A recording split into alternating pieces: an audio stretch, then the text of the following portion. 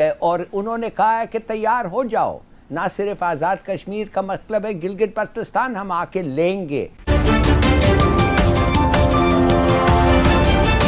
Important खबर है जनाब, चाइना और इंडिया के हवाले से एक दफ़ा फिर से छेड़छाड़ हुई है और इस दफ़ा जो छेड़छाड़ हुई है उसके ऊपर क्या रिजल्ट निकला, कौन जीता कौन हारा, किसका पलड़ा भारी रहा। पैंगोंग लेक एक ऐसा बफर जोन है लद्दाख के एरिया में जहाँ पर ना तो चीन और ना ही इंडिया का कब्जा है, बल्कि ये एक ऐसी जगह है जहाँ पर लाइन ऑफ एक्चुअल कंट्रोल पर एक डिस्टेंस जो है वो दोनों ने तय कर लिया हुआ था। लेकिन अभी ताज़ा जो खबर आई थी इस हवाले से वो ये थी कि जो बिल्कुल आखिरी दिन थे पिछले महीने के या यूँ समझ लें कि 1 सितंबर की नाइट, वहाँ पर कुछ छेड़छाड़ हुई है और इंडियन ट्रूप्स ने बकौल इंडियन अखबारात ये दावा किया कि वहाँ पर उन्होंने किसी हाइट पर जो है वो कब्जा कर लिया, कैप्चर कर लिया है। सवाल ये पैदा होता है कि दोबारा से हिलाली साहब छेड़छाड़ की ज़रूरत इंडिया को क्यों महसूस हो रही है? अभी पहले इन्होंने मार खाई है, उसके बाद अब फिर ये शुरू हो गए हैं छेड़छाड़ करने।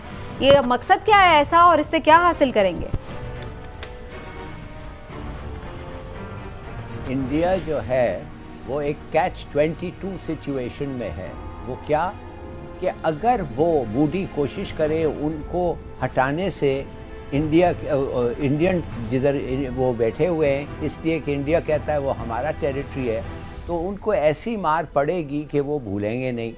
और अगर नहीं किया कुछ उनको हटाने के लिए, लोग कहेंगे कि तुम्हारा 56 इंच की छाती अब 10 इंच हो गई है, तुम तो बेकार हो, तुम खो गए हो, तुम you have lost territory to them.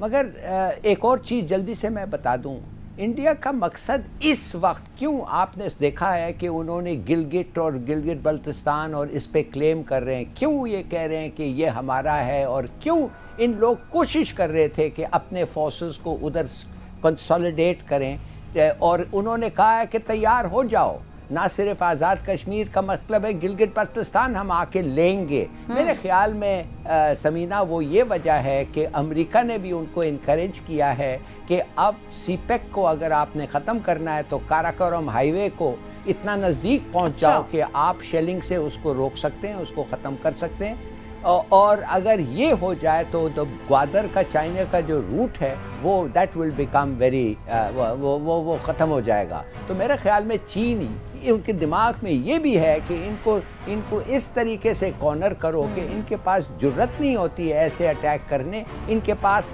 Ability नहीं है कि एडवांस करें, और इसलिए मेरे ख्याल में चाइना उधर अपना पोजीशन को कंसोलिडेट करके अब तो उसने इतना एरिया ले लिया है कि नज़दीक नहीं पहुंच सकते इंडिया, माने 15-20 मील के फासले तक रहेंगे काराकोरम हाईवे से। बिल्कुल सही, लेकिन बीच में अमेरिका की भी तो उन्हें शय हासिल रहती है ना, इसलिए वो छेड़छाड़ करते भी रहते हैं। लेकिन एनीवेज इमरान साहब अगर आप इस हवाले से कोई बात करना चाहें तो वक्त बिल्कुल वैसे कम ही है, लेकिन मैं चाह रही हूँ कि वाकफा निहाल की स्टोरी भी मैं आपसे ले लूँ।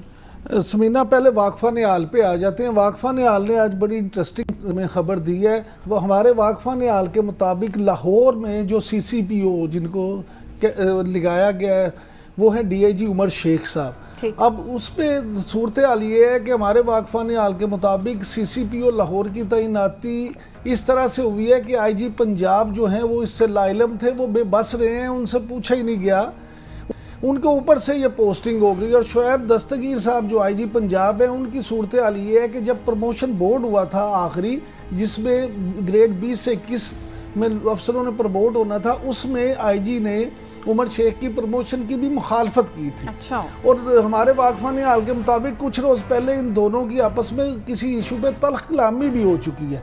और अब CCPO उमर शेख ने आते ही जो मीटिंग की उसमें लाहौर पुलिस के अफसरों से उन्होंने कहा कि जी मैं आपका बॉस हूँ और आपने मेरे जो हैं अहकामात उनको मानना, और हमारी किसी बात का भी जिक्र जो है वो IG ऑफिस तक नहीं जाना चाहिए, तो आपका इमीडिएट सुपरवाइज़र मैं हूँ, लिहाजा इस उन्होंने काफ़ी IG ऑफिस के हवाले से भी सख्त गुफ्तगू की।